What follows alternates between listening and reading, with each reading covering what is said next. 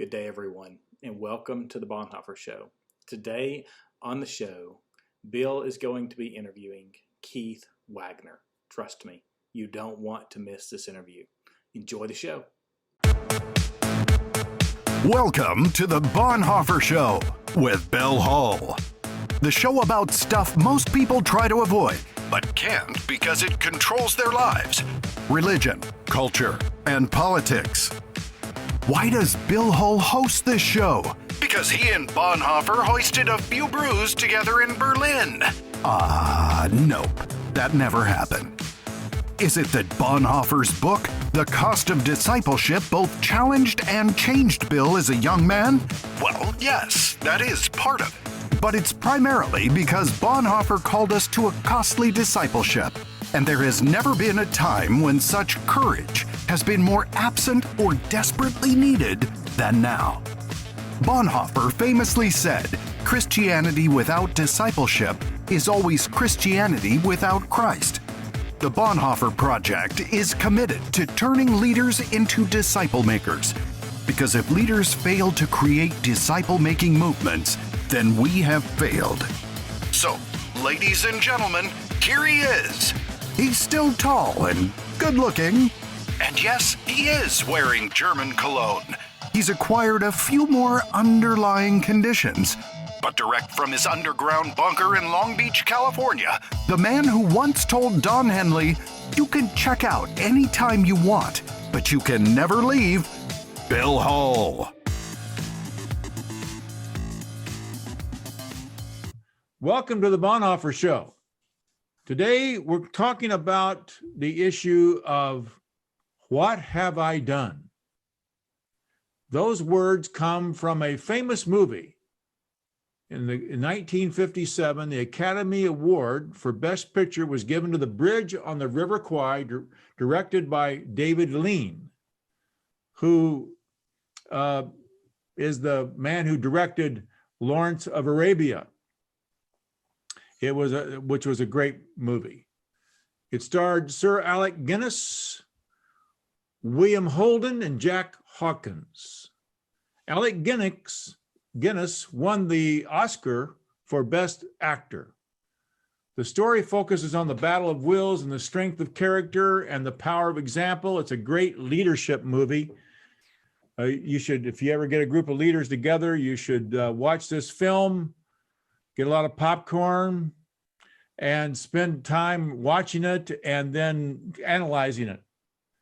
It's about the battle of wills between the Japanese camp commander, played by, and I'll take my best shot, Sessue Harakawa, who was nominated for the Oscar, and Guinness, who played Colonel Nicholson, who, again, I mentioned, won the Oscar. The setting is the Japanese have captured the British soldiers, and they are to begin work on the bridge over the River Kwai.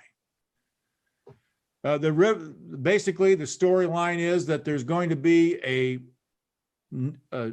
train filled with dignitaries. They're going to come to that space and go across the river, and they'll be able to transport troops and prisoners and commerce and goods and services to their troops. And it'll be very important for the war. And that's why it's such an imperative that they get it done. Now, the Japanese colonel is accustomed to getting his way through fear and intimidation. He does not hesitate to execute, starve, beat, and torture prisoners and even his own men if he achieves his goals of maintaining his authority and getting the job done on time. The first confrontation is that under the Geneva Convention, officers who are prisoners of war are exempt from manual labor. The British Colonel Nicholson refuses to engage in manual labor and is thrown into solitary confinement. The cell is a metal building with nothing but water and a bucket. And it's worse than you can possibly imagine, even worse than the movie could make it. It is Burma, and the heat and humidity are nearly unbearable for normal conditions, but deadly for someone confined to a metal hut. And periodically, Nicholson is dragged from his hut to stand before the Japanese colonel, and he's offered incentives. But Nicholson will not compromise. Meanwhile, the bridge building is slow. And thanks to the shoddy work of the prisoners, because they're not working very hard, because they're uncooperative, because their colonel is in a metal hut being punished, so the prisoners' portion of the bridge is literally falling down. And it's the type of situation where the pressure is increasing on the Japanese colonel. He will be shamed if the bridge is not ready in time. He will look weak if he gives in to his British colonel, who is slowly dying in the tin cell. To make matters worse, Colonel Nicholson is admired by his men, but the Japanese colonel, his men loathe him. Every day of the standoff, the Japanese colonel becomes more desperate. Eventually, he's a broken man, crying, slamming his fist onto his desk. He considers suicide, but instead he gives in and allows British soldiers to do the manual labor and lets Colonel Nicholson out of his tin cell. Then the story takes on an interesting turn. Thus far, the viewer of the film admires the British colonel. He has won the battle of the wills. He is a man of impeccable character. He has a will of iron. He is everything a man should be. He builds on that reputation when he takes control of the bridge building and proclaims that they will demonstrate their superiority by showing the Japanese how to build a world-class bridge. Now, the colonel allows his officers, some who are engineers, to start over and place the bridge in the correct place where it will not fall down or sink, and the work begins in earnest. The British colonel works harder than even the Japanese and drives his men to do great work. Over time, the Japanese colonel actually submits himself to his British counterpart. As they walk on the finished bridge together, they start talking like friends. They both have achieved their goals. The bridge over the River Kwai is complete. It's a magnificent achievement. It is a strange way building the bridge has brought these two men who are at war together. What a way to end the film. If only the world would come together like these two men, we could have peace. Well, let's take a break and see how you like the peace, just for a few minutes, as we listen to Steve Simmons talk about some of the goodies on our website and some of the ways you can participate with us in the Bonhoeffer Project, which is a worldwide movement now. And God is doing some great things because we turn leaders into disciple makers. We teach that all who are called to salvation are called to discipleship, no exceptions, no excuses. So, we'll see you in a bit. We turn leaders into disciple makers. That's the mission of the Bonhoeffer Project. But before we can turn you into a disciple-making leader, we need you to be in a cohort. A cohort is a 1-year, 10-meeting, book reading, pray, wrestling, writing, planning challenge that has the potential to change you and thus redirect your life. Interested? Here's the process. Go to our website, thebonhoefferproject.com, and complete the application form. We will contact you. We will then help you select the type of cohort that's best for you. In person, online, or online school, which is asynchronous, so it's not affected by time zones and anyone in the world can access it. Oh, and training is now also available in Spanish. In the meantime, subscribe to the show, read one of Bill's books, and send us a question you want Bill or some member of the Bonhoeffer team to answer. And now, back to the show. We're back. Thank you, Steve Simmons.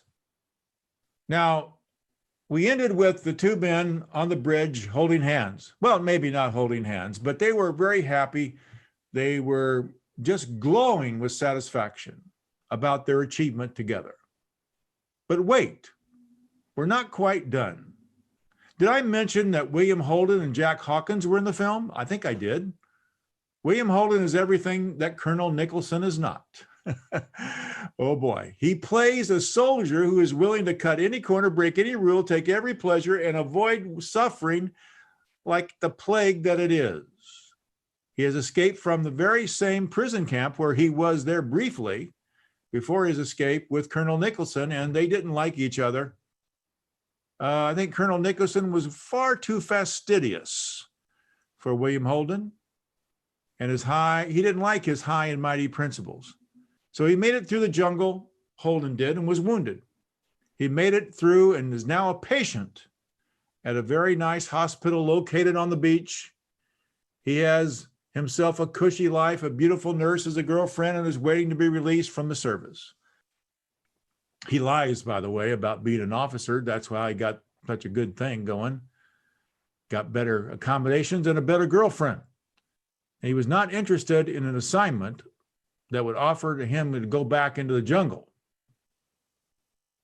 But he never confused. He wasn't a confused man. He never confused if he does fight about whose side he's on. In that way, there was a great simplicity about his character and a raw, honest logic. Now, the assignment is to blow up the bridge over the River Kwai. Blow up the bridge that could transport troops and prisoners and give the Japanese great strategic advantage in the war. Only Holden knows the way and is familiar with the terrain. He doesn't want to go. He's real clear about that. In the end, the Army tells him they know really about his ruse as he was masquerading as an officer, and he actually has no other choice than to return and help destroy the bridge. So Holden is not the better man. He really isn't. Jack Hawkins actually is the better man. He's the officer who will lead the small band of men back to River Kwai to blow up the bridge. The dynamics of this little ragtag platoon is a great story in of itself, but let's get in the river before we run out of time in this program. They were able to plant the explosives on the bridge and run the wires to the plungers. They are hidden behind rocks about 100 meters from the bridge. The small platoon goes to sleep that night, waiting for the dawn when the train arrives, and just at the right time, they'll push down those plungers that will blow the bridge to smithereens. The morning is fresh and bright. A ribbon-cutting ceremony is conducted, and Colonel Nicholson is surveying the bridge one last time because it's his baby before those Japanese dignitaries will arrive on the train, and he's going to look at them in the eye, and they're going to know that this man did it. The reason the two colonels are now men of mutual respect is they both feel a sense of partnership in their accomplishment. Colonel Nicholson in particular has fallen in love with his accomplishment. At this point, there's nothing he wouldn't do to protect it.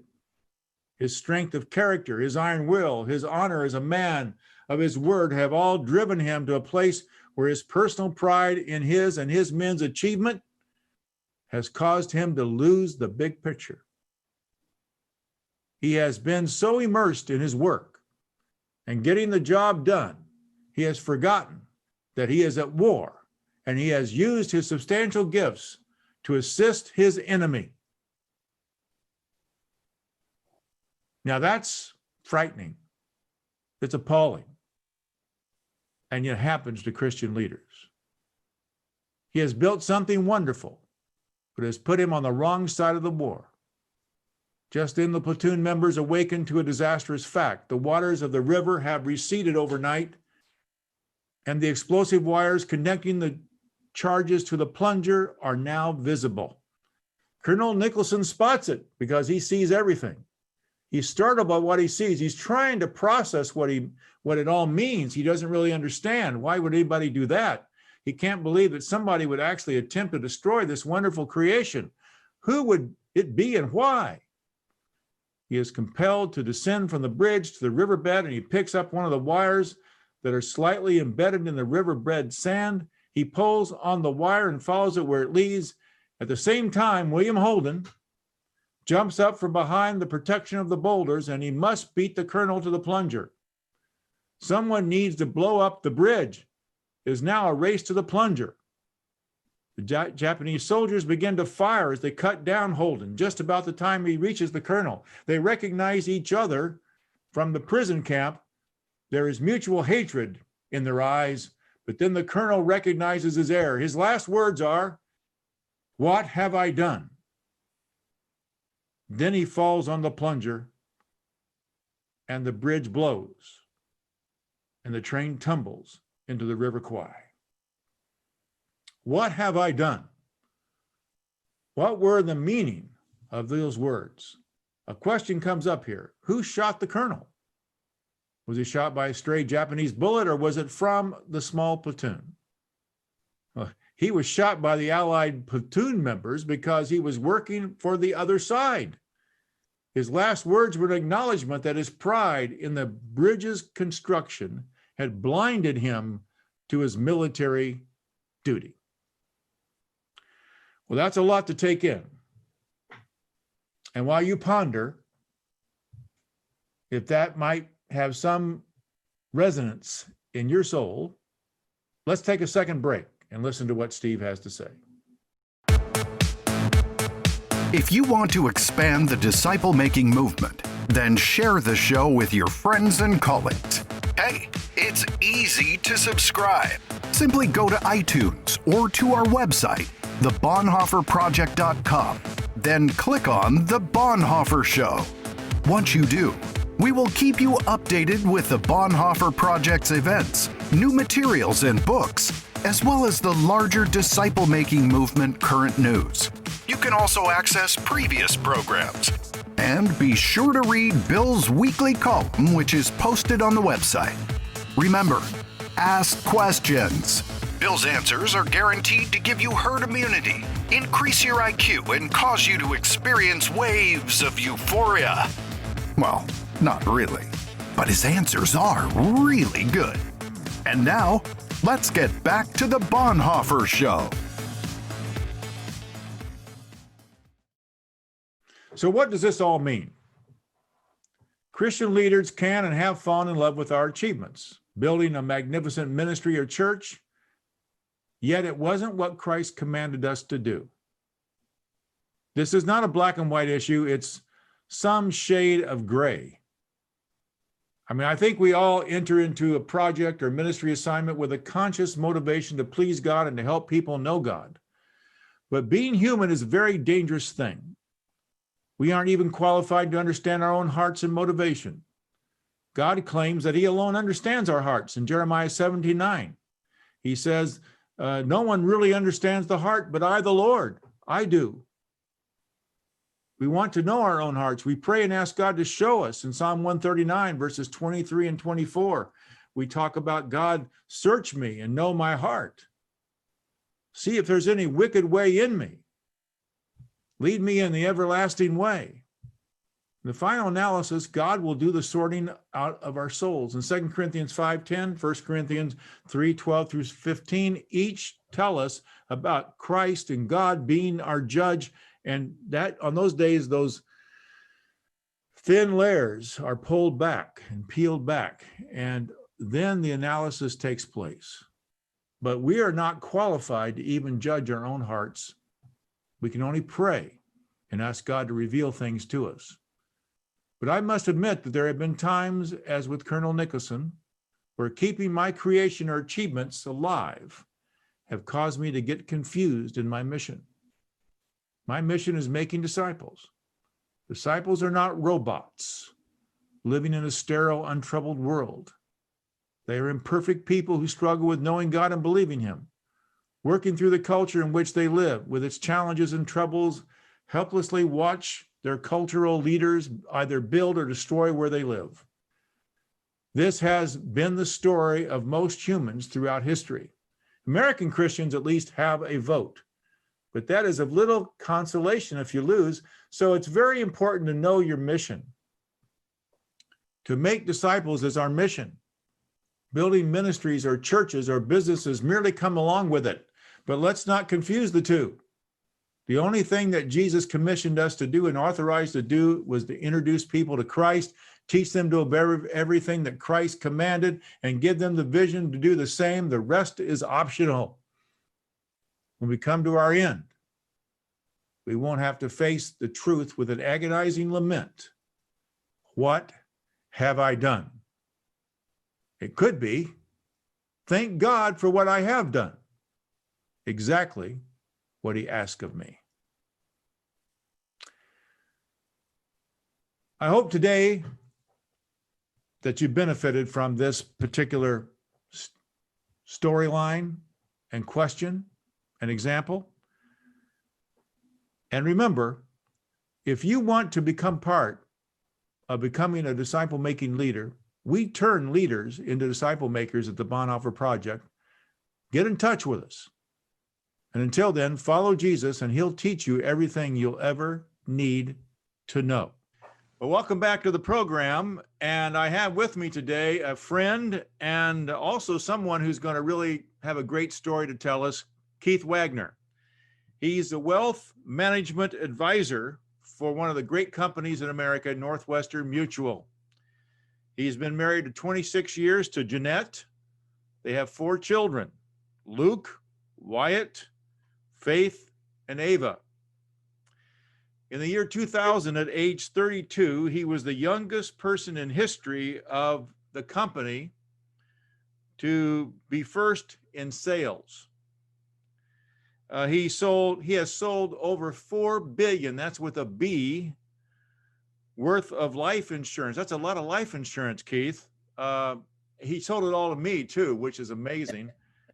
And then since 2011, he has essentially been the all-time cumulative leader of sales since the inception of the company in 1857. That's a long time. And so, Keith Wagner, thank you for being with us today. My pleasure. I'm happy to be here and it'd be fun to chat. Keith, the first thing I think is most important is just tell us a little bit about your story, how it was that you built your career at Northwestern Mutual, and let's just begin there and tell us a bit about that. Well, I was at a school called Long Beach State at the time, back in, I started in 1988 there, and I didn't have a lot of educational leadership in my home growing up, even though my father, super smart person and has a business degree and everything. But I ended up having to go to a junior college for 2 years because I couldn't even get into Long Beach State at the time, which is, I like to call the Harvard of the West, but it's not. Yeah. So I ended up going there, and then after like a year of being at Long Beach State, my counselor brought me in one day and literally said, "Wagner, you're an idiot, and you're not even going to graduate from this school if you don't figure stuff out. So I'll give you an opportunity to I'll give you 3 units or credits at the time if you just go get a job somewhere. I don't care where, just go get an internship." And that week happened to be the job fair at Long Beach State, and Northwestern Mutual had a booth. And so I gave him a resume, and I started as an intern in 1990, May of 1990 with Northwestern Mutual. And the only reason they gave me a job at the time is they didn't pay you anything. So it was fully, you were all commissioned from day one. But I started with them, and 30 years later, I'm still at Northwestern Mutual, and it's been an unbelievable blessing to myself and my family, and I just feel very, very fortunate to have been given that chance. Well, Keith, how was it that you have certain techniques? I know that you have done a lot of lecturing and teaching with Northwestern Mutual people because they aspire to the standard you've set. And tell us a bit about how you built it, how you built the business. In other words, what were some of the key characteristics in your work style?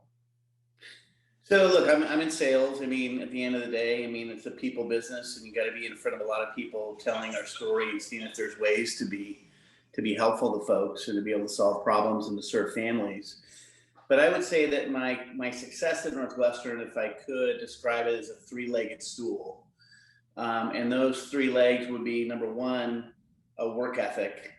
That I define as activity, but how just the horsepower that it takes to just frankly outwork, in my early years, I just simply outwork people. So the hard work that we do to build a business.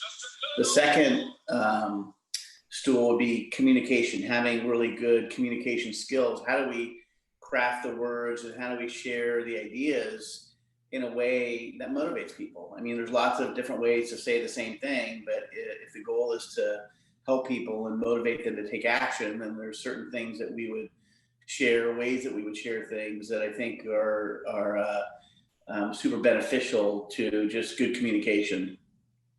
And then the third piece would be expectations, and high expectations, not just of myself, like what do I want to achieve, with my life as far as when I started. Now my goals of what I do and how I help people have certainly evolved from when I was 21 years old. I mean, my philosophies today are different than they were when I was just starting. But the expectations I had of myself, but then also the expectations I have of the clients I serve.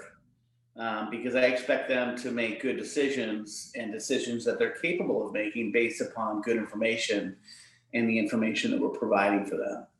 So that would be kind of the three pieces, I believe, of what's really helped me get to where I am today. Purely from a standpoint of what I put into the business. Well, I heard one story. It might be somewhat apocryphal, but from a person who actually bought insurance from you many years ago. He said he was working in a building in the city in which you lived, and you went in and you started working your way up through the stories of the building, and you had sold. He said, I think maybe Keith sold insurance to just about half the building. I don't know if that was accurate, but anyway, that was the story. And you also talk about referrals and how you get referrals. And oftentimes, people, whether they're raising their support for missionary work or people are trying to help other people in some way with a message or something like that. And oftentimes they say, well, do you know anybody else? And I thought it was intriguing that when you talk about getting referrals, how it's different than what most people think it means. Sure. Well, so, if I were to say that my business is based upon referrals, most people would just think that means that I sit around in the office and wait for people to call in. And that's not what I mean by referrals. When I say that my business was built on referrals, it has been that, but that means that I've been proactive about getting referrals. I don't wait for people just to refer me. I ask specifically, and certainly while I built my business, every single person to refer me to other people that they knew that also felt that I could be a benefit to them. But unfortunately, most people don't get trained on how to do that. And so if you're not trained at Northwestern, even other great companies out there that are like, whether it's a Xerox or a Microsoft or a Merrill Lynch, professionals don't get trained the way that we do specifically in Northwestern. In Northwestern's Salesforce is ranked, I think, the best of any company in any industry all the time. So we were taught very, very early to be much more specific in how we ask for referrals. So instead of saying, who do you know? Because if I just say, hey, who do you know who I could be talking to about life insurance? Or, you could probably imagine the response I'm going to get, right? Which is, hey, I don't know anyone right now, but let me think about it. Or, hey, give me, 10 of your cards, or, I'll pass them out at work, or shoot me. Or I love my friends. I'm not telling you anything. Exactly. So, what I did early on is I learned how to feed names. And so instead of me just asking who somebody knows, and today it's much more, it's like shooting fish in a barrel, because when I started, you didn't have the internet, you didn't have Facebook, you didn't have LinkedIn, you didn't have these other venues that we could really learn who somebody's network is. Because if you and I have a relationship, the only obstacle for me getting referred by you to somebody that is me knowing who you know. Mm-hmm. That's it. And so once I know who you know, it becomes very simple, where I could say, hey, Bill, how do you feel about all the work that we've done and, the plans that we put in place? And we call this getting the affirmative, but I would always take a minute just to get feedback, how somebody's like the services and the products and the planning that we've done. And, normally they have great things to say because we've helped them. And then I may say something like, I'm super glad that you feel that way. And as you know, I work exclusively on a referral basis only. And the only reason I had the chance to meet you was because of John Qualley. And every time I meet somebody, I always get referred to other people that you feel would also benefit from the service. And if you have a chance to thank John, I'd appreciate it, because I wouldn't have had the chance to meet you if it wasn't for him. But I know that you work with a gentleman here named Jim Malonis. Now, how long have you known Jim? And I will then just start feeding, we call it feeding names, but being very specific about people I think I want to know. And I may get those names from, you can go on the internet, or you can just, go on LinkedIn or wherever, but really try to identify the people in this person's life that I think I could help.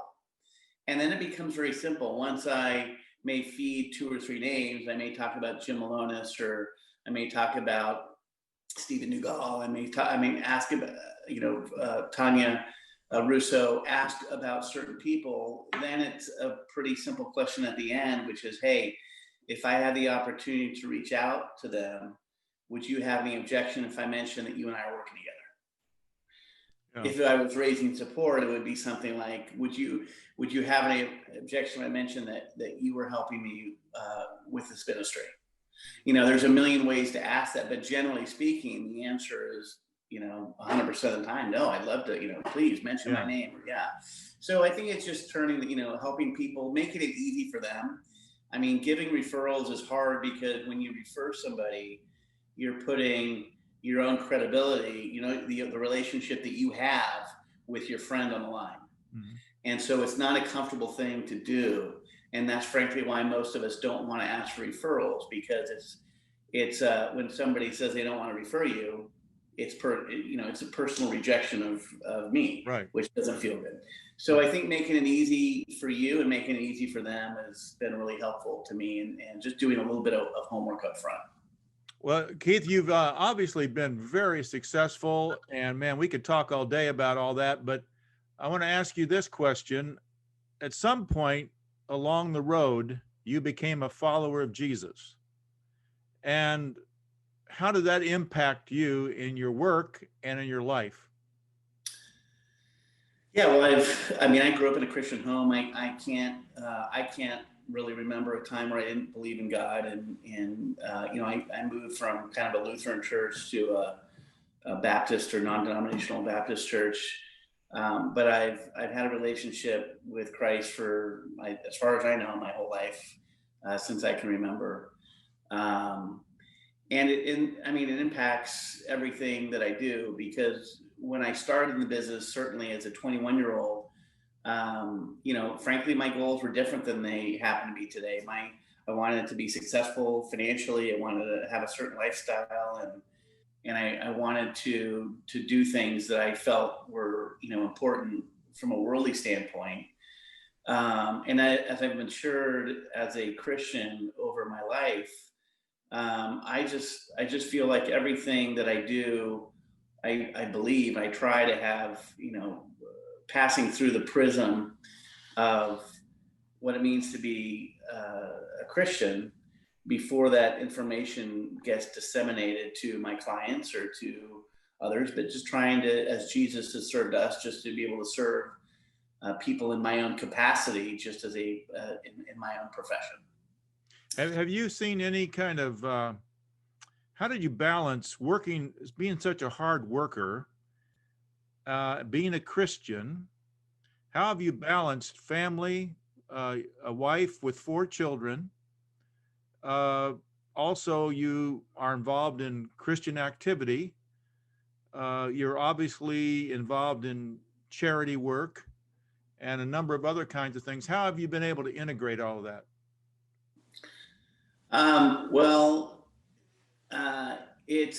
It's challenging, just because all of us are limited. Just, the most precious asset that any of us have is our time. So that makes it challenging. It's gotten easier for me as I've, just been around and my business has grown over time.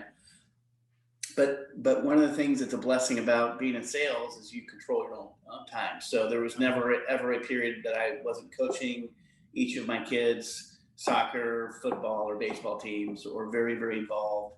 I've never missed a ballet recital or a play or any of that stuff. So that was always a priority to me, is just making sure that I was there for my kids, and that we had dinner together as a family. So when I to this day, I've never had a computer at my home. I mean, a business computer, so I still don't. I carry an iPad around, and sometimes if I have to do something, I will. But I've never taken my work home with me. It's always been something that when I left and came home, then my focus was on the family, to the best of that I had the ability to do that. Now, Jeanette, my wife, may argue that otherwise, but it is a struggle today for anyone who's in business, is how do we balance all this stuff? And it's not easy, but one of the biggest things is just learning how to say the word no. I mean, no is a great word to master. And I could say that I'm not a black belt yet at saying no. I probably still bite off probably more than I could chew. But just trying to be conscious of all the priorities and really where the priorities should be. Well, now we met each other through something called the Christian Fellowship Community, and it's part of. It's not officially a part of Northwestern Mutual, but primarily it's been the Christian community within Northwestern Mutual, completely on a volunteer basis. But I'm wondering, you've been involved with it before me, and you've played a prominent role. Tell me a little bit about your connection to the Christian Fellowship community and why you think it's unique or different. Well, so I got introduced to the Christian Fellowship community when I was a brand new rep at Northwestern. I mean, one of the things that drew me to Northwestern Mutual is that there was back when I started, we would pray as a company before every meeting. And that lasted till maybe only 4 or 5 years ago. So it was something that we had an invocation, we had a prayer before our national meeting every single year. And there was always a connection to me in Northwestern, because there was this, it's not a Christian company, it's a Fortune 500 company, but it had this backbone of a community of a large percentage of the community and employees of Northwestern had similar values. I love that Northwestern Mutual, to me, it always meant that the company was anchored into something bigger than itself. And that was always really important to me when I represented this company to my clients. So Northwestern Mutual had a breakfast when I started. I remember the person who hired me at Northwestern Mutual, who was a believer. And I asked him, as a brand new rep, I said, "Hey, Carl," I said, "are you going to be at the Christian Fellowship breakfast tomorrow morning?" And he said, "Well, what time does it start?" And I said, "Well, it starts at 6 a.m. And he said, "I'm not a Christian at 6 o'clock in the morning." Yeah. So, but I went, and it's been an amazing journey for me to now be involved in this, and really with the board that you're part of, and Jim Malonis, who heads that, and 10 or 12 of us around the company who really help run these events. But to still have an event at a company like Northwestern Mutual, where you have, over the course of 5 meetings, 3,000 to 4,000 people in attendance, which is just really unique. And so we're able to share the gospel and share the message of forgiveness in Christ with people who may not be in a position to have heard that before. And they get invited by typically somebody that they respect at Northwestern, and are invited to come to a breakfast and maybe hear something that they haven't heard before, or maybe reluctant to go on their own.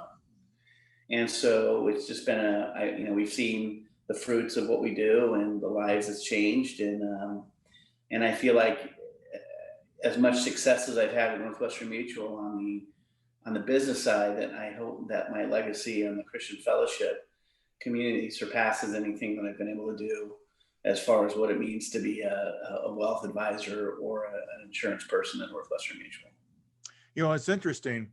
When I first became a part of it, and I guess I'm called the learning guide, and I'm actually the learning guy, they call me. But essentially, there's two things that really struck me about Northwestern Mutual. Is your business model is basically 2 Timothy 2:2, where Paul says to Timothy, the things you've seen me do or observed in me, teach others, faithful people, who will be able to, in turn, to teach others as well. That's 4 generations. And your entire work model is based upon what we'd call discipleship. And the other part of it is that because it is commission, like you mentioned, there's nobody paying you money that you don't earn, that essentially about 35 to 40% turnover every year. And so that means that a lot of new people are always coming into the company. And all those people coming into the company are available to come to the events and meetings and to the Bible studies and things like that. So there's always, I mean, most churches wish they had 35% of new people coming in every year to where they could evangelize and teach and disciple those people. Yeah, we do. I mean, the persistency rate of a new rep at Northwestern is probably 25 to 30%, which means there's a lot of turnover, which means we see a lot of young people come and go. It's not an easy business and it's not a perfect fit for everybody. But like you said, these are people that come and maybe hear a message, maybe even accept Christ, and then leave the company. And I find it inspiring that, this side of eternity, we'll never even really know the impact of what we've done at Northwestern Mutual and the community and the Christian breakfast that we've put on for all these years, because so many people are just simply not at the company. They leave, and who knows what's happened to those. But I pray that, there's people that come and go, that the message that they heard or the speaker that they heard and maybe a decision that they made not only changes their life, but as you mentioned in the verse from 1 Timothy, the lives of others and generations to come as well. Well, my last question, Keith, is this. In 10 years, you just recently moved from California to Texas, and there's a lot of people doing that, moving out of California, but you've moved to Texas. And so you obviously you've been thinking about your future and your family. What is it you think that Keith Wagner will be doing in 10 years? Well, it's funny that I have when I first started, I had this piece of paper that said, where do you want to be in 10 years? And I stuck it right over my light switch in my office. So every single time that I walked into the office and turned the light on, or I was leaving an office, I looked at that and it said, where do you want to be in 10 years? It was a question I asked myself literally thousands and thousands and thousands of times. And I take that where I am. It's we're packing, or we just moved. It's that is a precious piece. It's all torn up, but it's the same one I've had for 30 years. And it will go in my new office, in my new house. That will go right over the light switch. So I mean, I just think for me, look, I'd like to continue to grow, in what I give back to the Christian fellowship community. I think that's a calling for me, and it's very important to me to be able to use any influence I have at Northwestern for the good, and to really work for, to do Christ's work. And as you've been helping us just learn how to be a person who makes better or more just disciples. And so that's something that's I hope to in the next 10 years become a much more prominent part of my life, is how I continue to make the shift from helping people with temporal things to helping things that have more of an eternal nature. Well, I can tell that you have thought about that many times before. Well, Keith, thank you so much for your time today. And I know that many people who are listening or watching this will benefit greatly from your example. So thank you again, Keith. My pleasure. Appreciate it, and have a great day. Thank you. Okay, bye-bye. Ladies and gentlemen, we thank you for being on our program today, listening. And remember, as we always say, follow Jesus and he'll teach you everything you'll ever need to know. The Christian Fellowship Breakfast began in 1967. Roy Beamer, a Northwestern insurance representative, organized a dozen like-minded people in advance of the company's annual meeting. The gathering was repeated each summer. More joined. Talented, energetic, and imaginative leaders began to participate in planning and in leading the gatherings, forming a community that impacted people's lives. By the early 1980s, the Christian Fellowship Breakfast had grown, and organizers began holding the breakfast at large downtown Milwaukee hotels. Leadership moved towards a focus on outreach and the building of authentic community. Leading participants served in key organizational roles as the breakfast continued to grow. Innovations, such as a move to the Wisconsin Center Convention Facility, presentation technology, table hosts, and participation by key representatives and managing partners fueled growth. I've been coming to Christian Fellowship Breakfast for many years. As a financial rep, I just went with managing partner. When I was a managing director, I had a table. The next year, we had 4 tables, 1 on the front row. Next year, 5 tables, and then every year then, it's been 6 tables. It's about standing up. So people in your network know what your values are. By the year 2000, the Christian Fellowship Breakfast expanded beyond the annual meeting in Milwaukee, organizing regional gatherings across the nation. Noted speakers such as Ben Carson, Ken Blanchard, Miss America Heather Whitestone, Dan Reeves, Foster Fries, and John Gordon brought energy, celebrity, and faithful witness to the events. The Christian Fellowship Breakfast is an opportunity for people in the business world to gather together to honor their Creator God. Welcome this morning to the Christian Fellowship Breakfast. The Christian Fellowship Breakfast is an opportunity for people to get together in a great environment and learn and share their faith. This is really unique. I mean, we'll have close to 2,000 people attend the Christian Fellowship Breakfast. I think we all want to belong to a community of like-minded people, people who want to continue to grow and develop, and in our case, it's in our faith. The breakfast is an opportunity for believers to invite unbelievers to hear the gospel in a non-threatening way, in a really class setting, with good food and great music. I'd been coaching Nisu for a couple of years. He was in one of those natural slowdown that we all hit. And I remember he asked the question, he said, "What do you do when you feel this way?" Mike invited me to a breakfast. I go there for the free food. I remember the speaker talking about the longing that we feel in our hearts, and the only thing that could fulfill it was God's love. And it just made so much sense. It's this amazing gathering of believers and non-believers across the country. I was just so fired up to get to be a part of it. They really do want to make an impact on people. The Christian breakfast is great because it keeps, again, people grounded to something bigger than just what they do. There's music, there's breakfast, and there's a great message, always a really positive message. Our thing at the Christian Fellowship Breakfast is we just want to build that connection.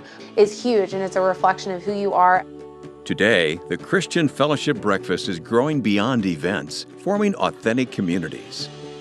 Across the nation, organizers and participants are forming faith-based, interdependent communities at work, in homes, and through weekly conference calls and special gatherings. We could have people in Washington State, in Florida, in Pennsylvania, in all over the country, where there could be some kind of teaching that would help them in their walk getting closer to Christ. That to me is just thrilling. We want to grow it, and I think there's ways to grow it, and there's ways to branch out. There is such a need for community. I think that if we were a little intentional, we could form a community, a bond of believers all across the nation. We are praying together as a group, even though we're in 30, 40 different states. That level of another set of community, that when you run into these same people, to know that you've got those friends even one step deeper is really, really neat. How do we get community out of a group of independent entrepreneurial thinkers? Well, there's a commonality. It's this community of people that are participating together, and it's just beautiful to see.